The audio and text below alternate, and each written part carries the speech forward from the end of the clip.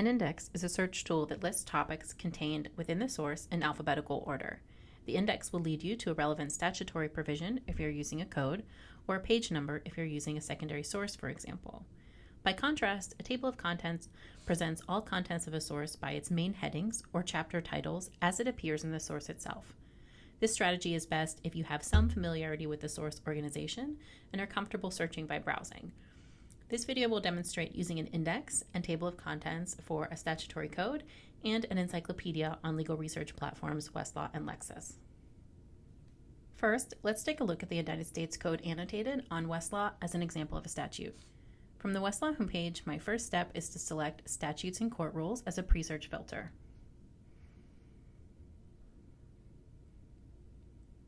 Then, United States Code annotated under the list of federal materials.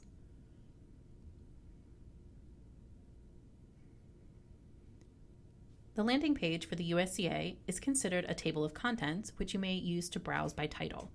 The index is accessible from the list of links on the right side of the screen in the box labeled Tools and Resources. Note that this menu on Westlaw is the best place to look for any search tools unique to the source type, both for primary and secondary sources.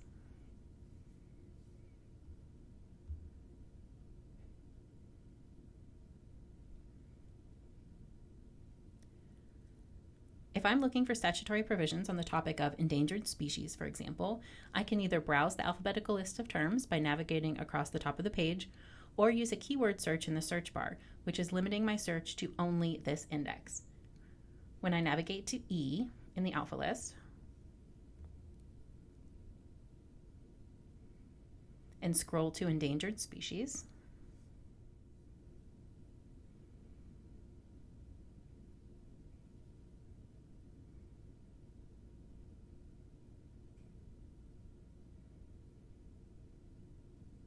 the results you see here present me with more specific terms and specific section numbers in the USCA. From here, you can rely on the keywords you brainstormed in your research plan to help you navigate the index further. Let's switch to Lexis for an example of a secondary source and a look at American jurisprudence. From the homepage, I'm going to call up Amjur by its title.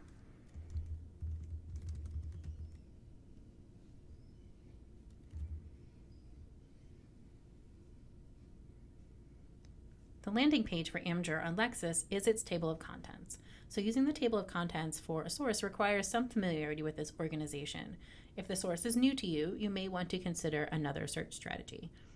For this example, I know I'm looking for general background information on adoption, and specifically the issue of consent to adoption.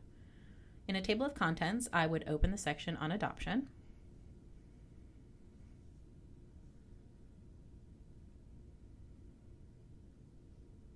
and continue to narrow by subject to an applicable section or group of sections like so.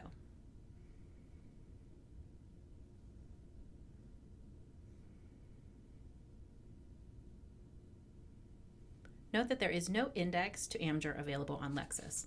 If index searching is your preferred method of search for a source, be sure to check the availability on both research platforms. Amjur is a good example.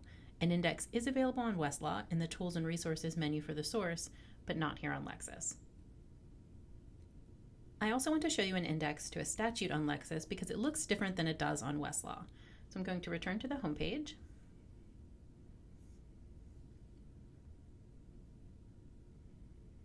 I know that Lexis publishes the USCS, an annotated version of the United States Code. If I slow type USCS into the global search bar, I see multiple options for sources to select. Take note that the index is the last option on the list of sources.